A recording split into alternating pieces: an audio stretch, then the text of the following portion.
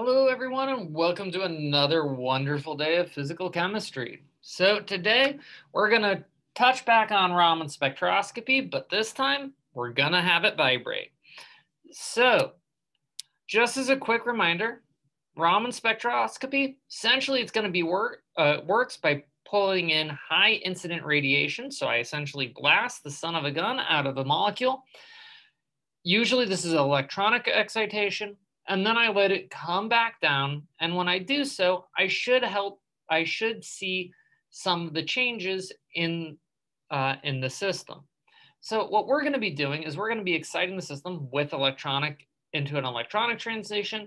When it comes back down, we should see some change in the vibrational state from the emitted light. So vibrational Raman, it's going to have actually a fairly straightforward set of selection rules. Very similar to rotation. We can either imagine the vibrational states not changing, go up, come back down to where I originally was. This is going to be my Rayleigh scattering. And it's just like before, not going to contain that much information. It's really just going to tell me how much incident radiation I put into the system.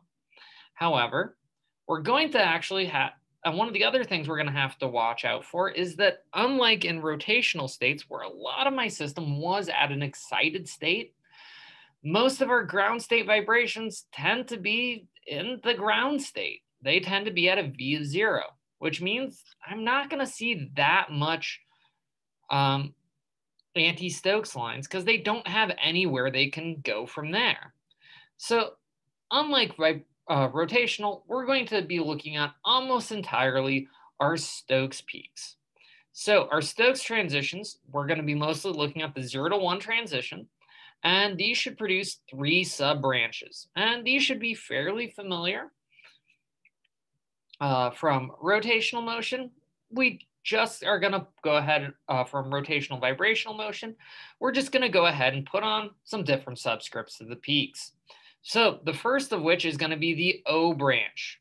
So the O branch, we're going to see a decrease of the J value. So V increases by 1, J decreases by 1. But unlike in traditional vibrational rote vibe coupling, this is going to produce a slightly higher frequency. And the reason why is I'm not so much coming from below, I'm coming from above. So as I come from above, if I return to where I started, that's going to give me a set vibrational energy. However, as my J decreases, I have to fall a little further. Thus, I'm emitting a higher energy. J branch, return to where I started, energy in, energy out. And then S branch. So this one, I'm going to fall not quite so far. I'm going to produce a slightly lower frequency because my J state went up along with the vibrational.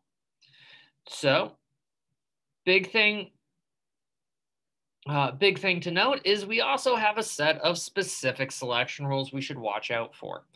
So just like with rotational Raman, turns out our J's should also change by 2. So the O branch, we should see a drop. We should see a drop of 2 rotational states. Q branch, again, by definition, ain't gonna change. And then for our S branch, it should go up by 2. So again, specifically when looking at linear molecules, we should see our rotational quantum number change by 2 or 0. Now, functionally, this is going to produce a fairly fun-looking spectrum. So our most intense peak, not too surprisingly, is going to be the Q branch. However, at our slightly lower frequencies, we're going to have that O branch. So again, with the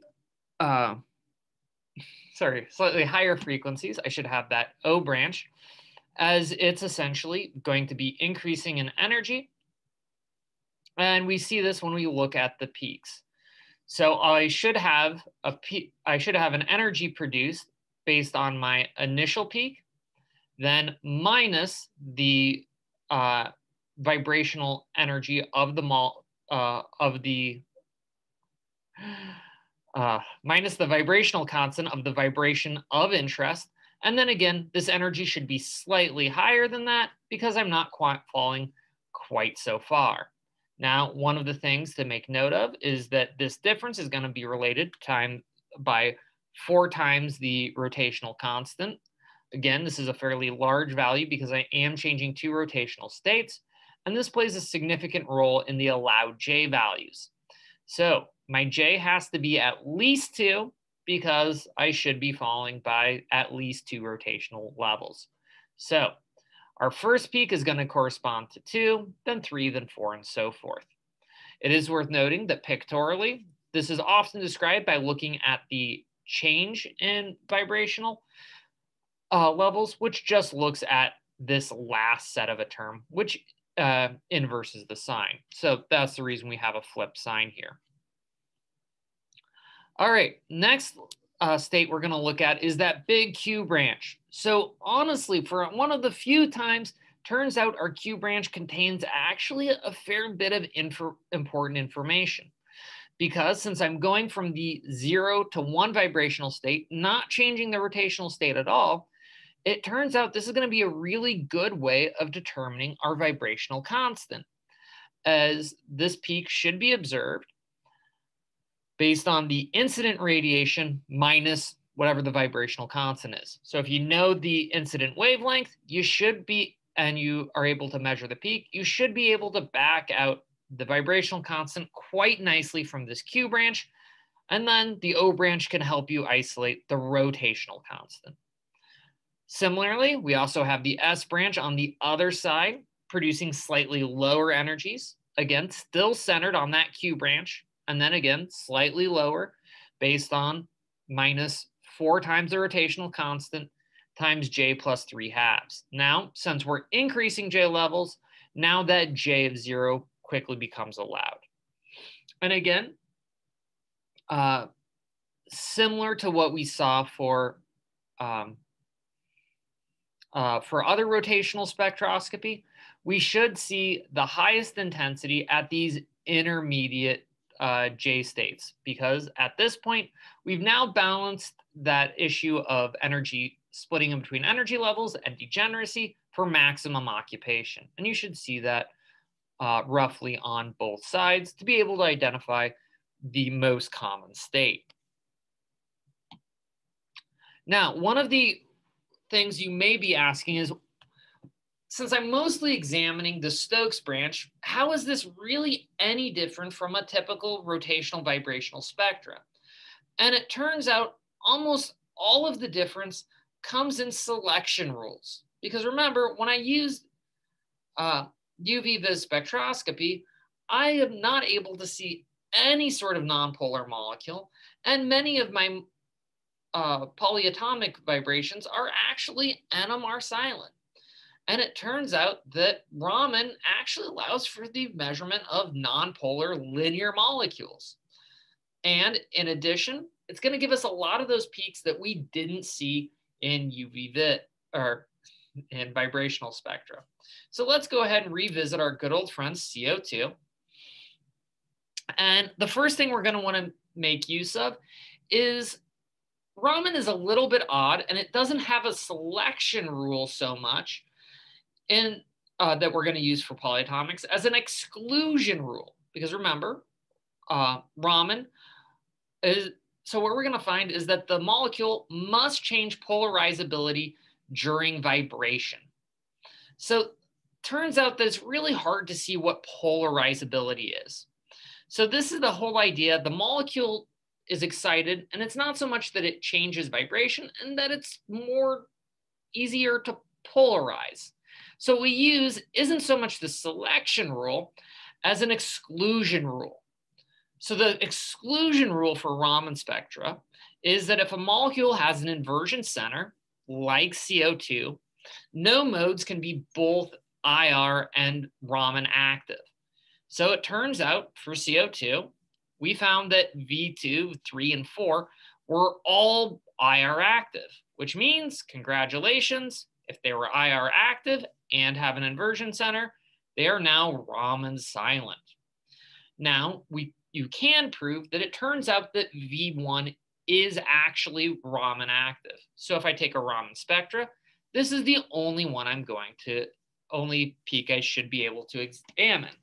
And this is actually surprisingly helpful because now I get a nice clean spectra of the only thing I really care about.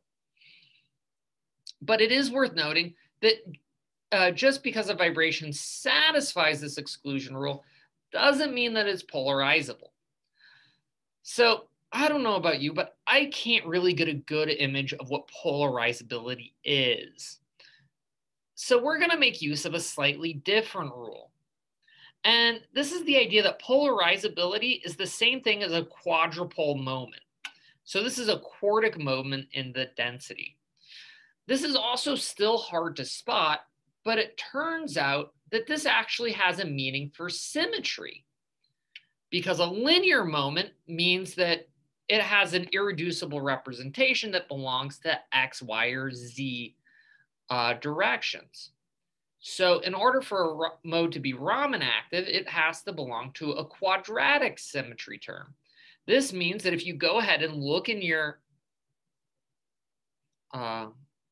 character table, any group that is labeled X squared, Y squared, Z squared, XY, XZ, YZ, X squared minus Y squared, Z squared, any of those will all have quadratic terms. And so any vibration that belongs to one of these groups is going to be Raman active.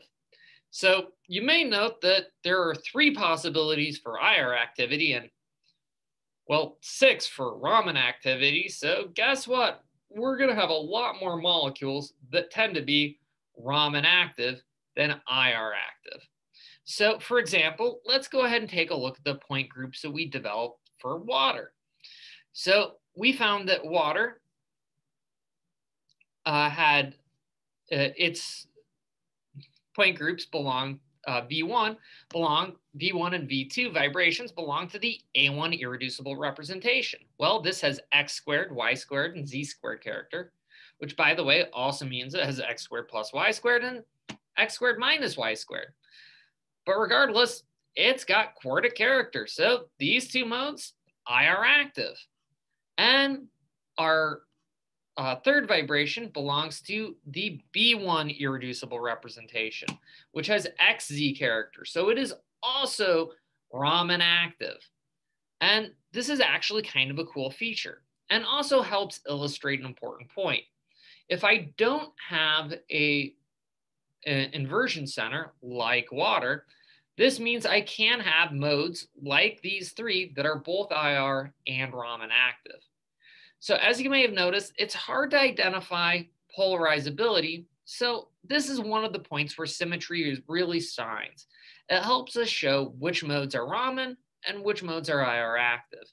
And since a fair number of modes are IR silent, having that Raman activity can be really helpful for elucidating vibrational character of a lot of molecules you couldn't otherwise. So when trying to examine these Raman modes, make use of your symmetry tables. So next time, we're going to go ahead and start building up a way to describe electronic states, as we have a whole new type of term symbol. Till then, take care.